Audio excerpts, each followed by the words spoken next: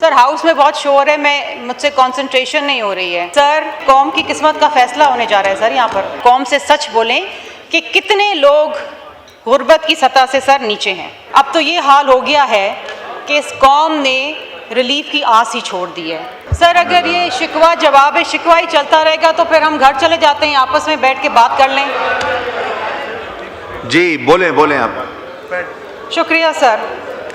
Sir हर साल जब budget आता है तो उससे हुकूमत की नीयत और तरजीहात का तयन होता है, और सर हर बार हर साल कौम जो है वो रिलीफ की मुंतज़र होती है। लेकिन सर अनफॉर्चुनेटली अब तो ये हाल हो गया है कि इस कौम ने रिलीफ की आस ही छोड़ दी है। सर फाइनेंस मिनिस्टर साहब बहुत ही कॉम्पिटेंट शख्सियत हैं, ही हैज़ एक्सपर्टीज़ और उनकी टीम बहुत अच्छी है। लेकिन sir at the end of the day अगर ये सारी कॉम्पिटेंस और expertise produces mediocrity rather than giving meaningful relief to the people, तो सर मुझे आप ये बताएं कि economic management is not just about meeting targets, it's about giving relief to the people. Sir पहला रिलीफ, सर हाउस में बहुत शोर है, मुझसे कंसंट्रेशन नहीं हो रही है। सर हाउस इन ऑर्डर कर दें, शोर बहुत है। बजट में डिस्कशन हो रहा है सर, ये बहुत अहम है, कौम की किस्मत का फैसला होने जा रहा है सर यहाँ पर। सर पहला रिलीफ जो हुकूमत बड़े फैन फेयर के साथ क्लेम कर रही है वो तनख्वाहदार तबके को रिलीफ देने की बात कर रही है। सर मैं उन स्लैब्स की डिटेल्स में नहीं जाऊंगी, लेकिन सर ये तनख्वाहदार तबका वो तबका है जो मुल्क की तारीख में सबसे ज़्यादा टैक्स देता है, more than the exporters, more than the retailers, more than anybody else।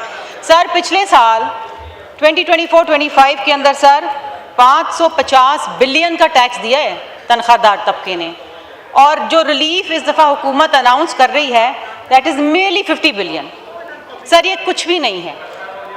ये रिलीफ अनाउंस करके हुकूमत उसके साथ साथ इनडायरेक्ट टैक्सेशन में, जिसको वो पीडीएल कहती है, जो शायद उनका सबसे पसंदीदा रेवेन्यू कलेक्शन इंस्ट्रूमेंट अब बन चुका है, वो 1.7 खरब रुपए है जो आप पेट्रोल की मद में हमसे ले लेंगे, चाहे हम चाहें ना चाहें। सर क्लाइमेट लेवी की मद बढ़ा दी गई है 2.5 रुपये से 5 रुपये, ये भी हमें देनी है, चाहे वो रिक्शे वाला हो, स्कूटर वाला हो या लैंड क्रूज़र वाला, वो भी हमें देनी है।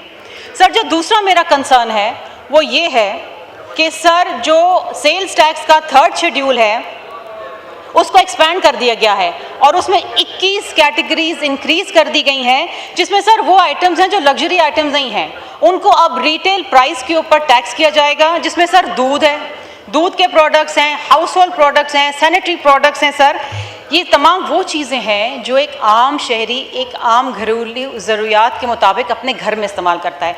होगा क्या सर, पैसे बढ़ जाएंगे और वो फिर एक इनडायरेक्ट टैक्सेशन में आवाम अपनी जेब से देगी।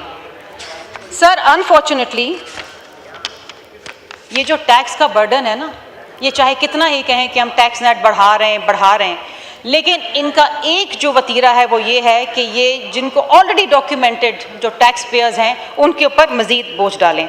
सर हुकूमत खुद क्लेम करती है, ये इनके इकोनॉमिक सर्वे में सर ये फिगर आया है कि जो गुर्बत की सतह है इस मुल्क में वो 28.9% है, विच इज़ 29%। सर अब 29% का मतलब ये है कि तकरीबन चौथा पाकिस्तानी गरीब है। और सर अब एक और चीज़ मैं जिक्र करूँ, अब मुझे समझ नहीं आता कि वो सुन के आप हंसेंगे या रोएंगे। सर थोड़ी सी तवज्जो दे दें स्पीकर साहब, आपकी तवज्जो की मुंतज़िर हूँ। सर हुकूमत ने जो गुर्बत की सतह को डिफ़ाइन किया है वो है 8,483 रुपये।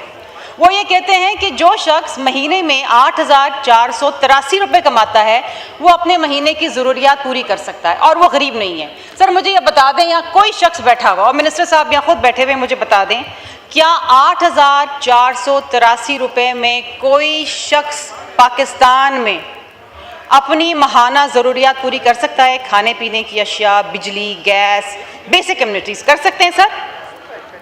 अगर नहीं कर सकते तो इस फिगर को सर रिवाइज करें और कौम से सच बोलें कि कितने लोग गुर्बत की सतह से सर नीचे हैं।